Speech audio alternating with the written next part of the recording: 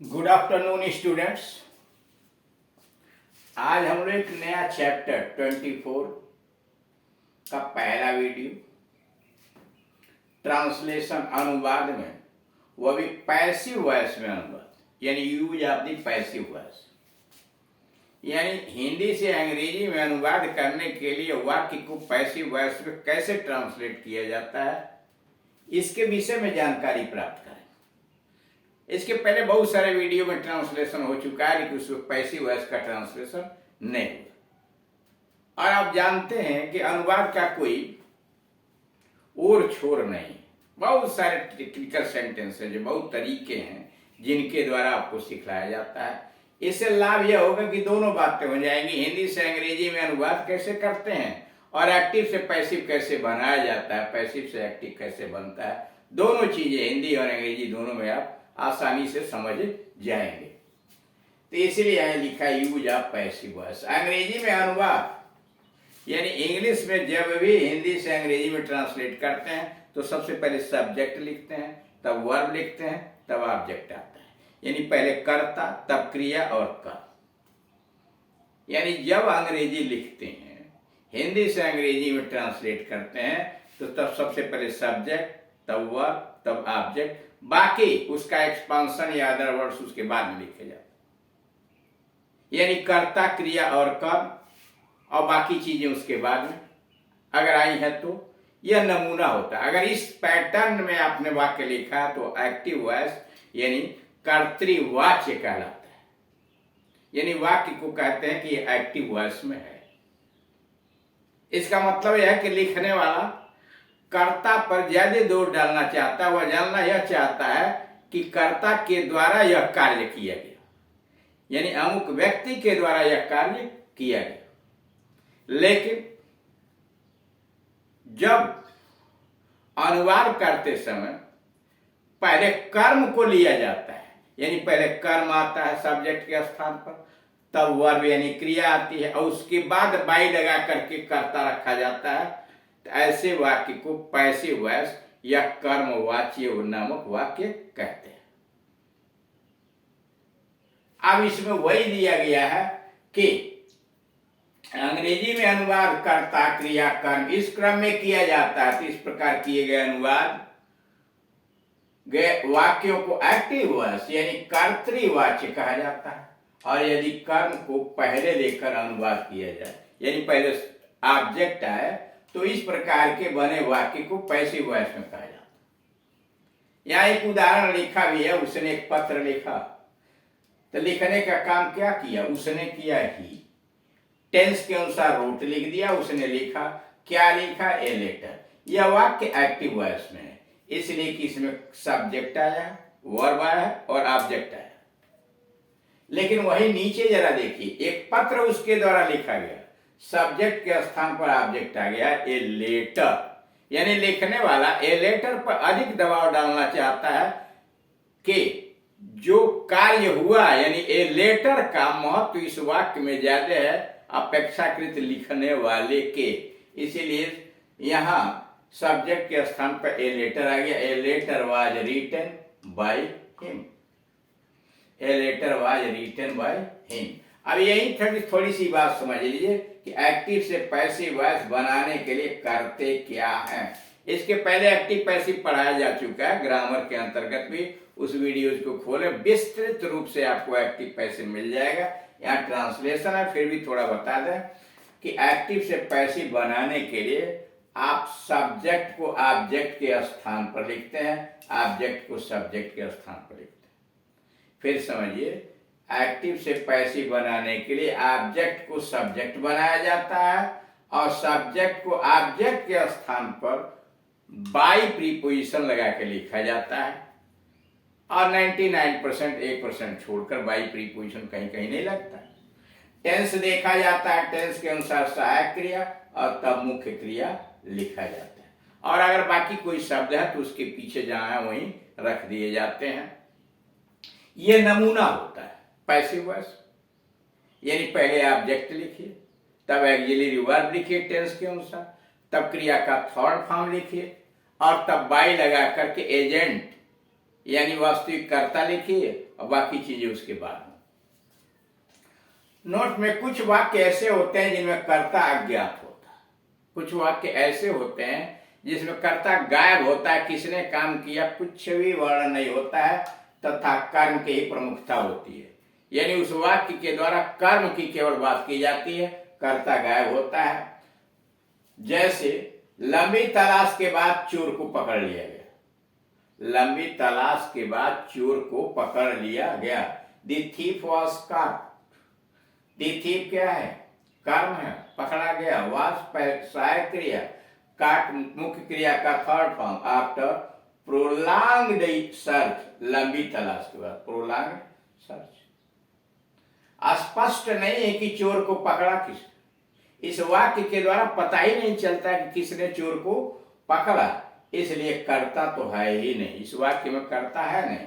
ऐसे वाक्यों का अनुवाद एक्टिव वॉइस में नहीं किया जाता, जिसमें कर्ता ही नहीं दिया है उसका ट्रांसलेशन एक्टिव वॉइस में न कीजिए। इन वाक्यों का अनुवाद पैसिव वॉइस में ही किए जाते हैं, यानी जिसमें सब्जेक्ट नहीं दिया है ऐसे वाक्यों का अनुवाद पैसिव वॉइस में ही किया जाता है। नोट, इस बात का ध्यान रखा जाना चाहिए कि पैसिव वॉइस में अनुवाद केवल उन्हीं वाक्यों का किया जाता है जिनकी क्रिया ट्रांजिटिव यानी सकारात्मक होती है। यानी आप यह भी ध्यान रखेंगे कि पैसिव वॉइस में अंग्रेजी में अनुवाद उन्हीं वाक्यों का किया जाता है जिनकी क्रिया ट्रांजिटिव होती है यानी सकारात्मक होती है। ऐसे वाक्यों का अनुवाद करते समय टेंस की पहचान, तभी तो ऑक्सिलरी वर्ब लगाएंगे सहायक क्रिया। यानी ऐसे वाक्यों का अनुवाद करते समय टेंस की पहचान तथा पैसिव वॉइस में आने वाले हेल्पिंग वर्ब्स, सहायक क्रियाओं का ठीक ठाक प्रयोग किया जाना चाहिए। यानी पहले टेंस जान लीजिए और उस टेंस में कौन से ऑक्सिलरी वर्ब लगाए जाते हैं, कौन कौन सहायक क्रिया लगाई जाती हैं, उनका उचित प्रयोग होना चाहिए। अब यहाँ शुरू किया गया है इंडेफिनिट टेंस में पहला प्रेजेंट इंडेफिनिट टेंस। यानी वाक्य अगर प्रेजेंट इंडेफिनिट टेंस में है तो कैसे आप पैसिव वॉइस में अनुवाद करेंगे। यहाँ एक्टिव और पैसिव दोनों दे दिया गया है ताकि आपको एक्टिव से पैसिव बनाने में भी आसानी होगी।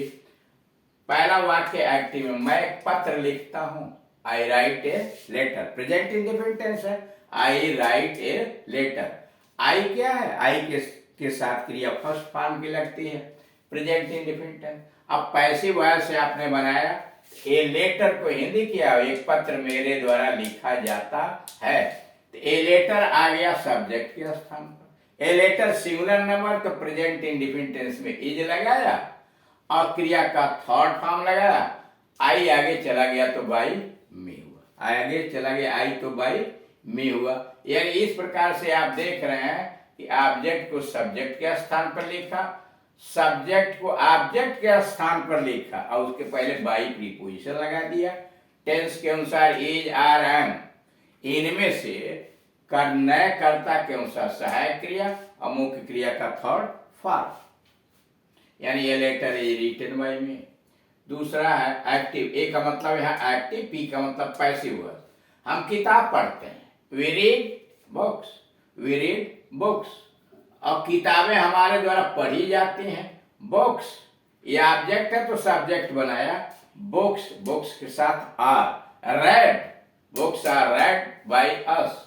अब वो ऊपर वाले में रीड उच्चारण यहाँ रेड हो जाएगा, books are read by us. वह मुझे बुलाता है, एक्टिव वॉइस में है, ही कॉल्स मी, वह मुझे बुलाता है, ही कॉल्स मी, उसके द्वारा मुझे बुलाया जाता है। I am called by him, I am called by him, वह पुस्तकें नहीं बेचती है।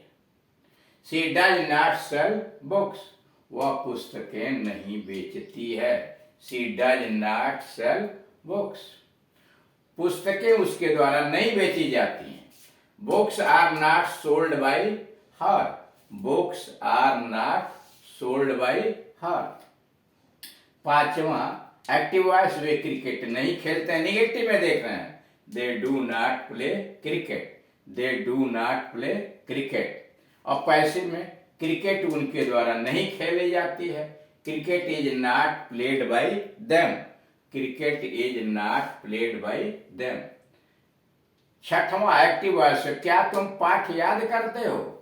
तो do you learn the lesson, do you learn the lesson. और पैसिव वॉइस में, क्या तुम्हारे द्वारा पाठ याद किया जाता है? Is the lesson learned by you, is the lesson learned by you, क्या तुम्हारे द्वारा पाठ याद किया जाता है? नंबर 7 एक्टिव में, क्या वह नौकर को नहीं पीटता है? Does he not beat the servant, does he not beat the servant. Passive voice में, क्या नौकर को उसके द्वारा नहीं पीटा जाता है? Is the servant not beaten by him, is the servant not beaten by him. वह सुबह क्या खाती है? 8वां, what does she eat in the morning, what does she eat in the morning. सुबह उसके द्वारा क्या खाया जाता है? What is eaten by her in the morning, what is eaten by her in the morning. Number 9, कुर्सी कौन तोड़ता है? Who breaks the chair, who breaks the chair. और पैसिव वॉइस में, कुर्सी किसके द्वारा तोड़ी जाती है? By whom is the chair broken, by whom is the chair broken. हम गणतंत्र दिवस कब मनाते हैं? When do we celebrate the Republic Day? When do we celebrate the Republic Day? हमारे द्वारा गणतंत्र दिवस कब मनाया जाता है? When is the Republic Day celebrated by us? When is the Republic Day celebrated by us? तो इस प्रकार से आप देख रहे हैं कि कैसे पैसिव वॉइस में ट्रांसलेशन किया जाता है। इससे संबंधित नियम जो है, प्रमुख जो नियम है, अगले वाले वीडियोस के अंतर्गत लिख दिया जाएगा, यानी समझा दिया जाएगा, इसलिए कि वीडियो लंबा न हो, अधिक समय उसमें न लगे, इसलिए एक के बजाय 2 वीडियो बना देना ज्यादा आवश्यक है। और अगले वीडियोस के अंतर्गत आपको विधिवत रूप से इस प्रेजेंट इंडिफिनिट टेंस के नियम को समझाया जाएगा। Thank you.